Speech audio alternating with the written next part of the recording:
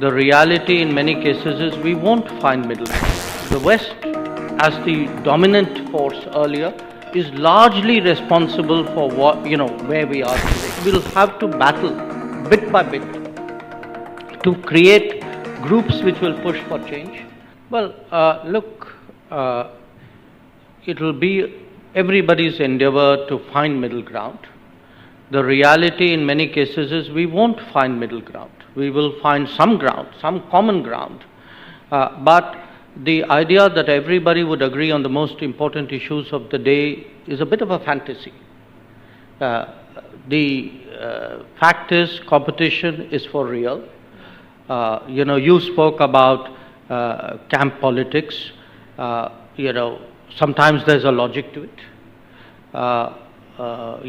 President Quiroga spoke about, how institutions are, antiquated and sticking with the old rules.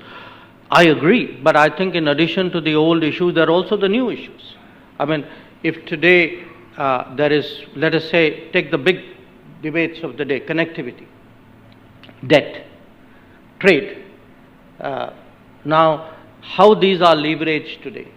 These are not necessarily all coming out of the West.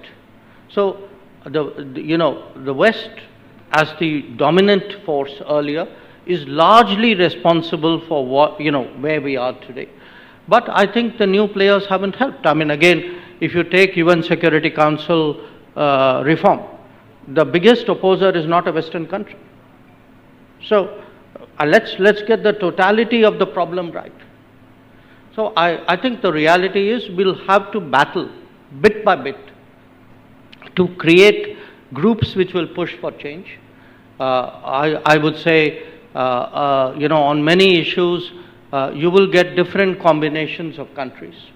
And we'll have to live with a long period of incremental progress before we get to some kind of landing point, because as Anwar Gargash said, you're not going to get a second San Francisco conference.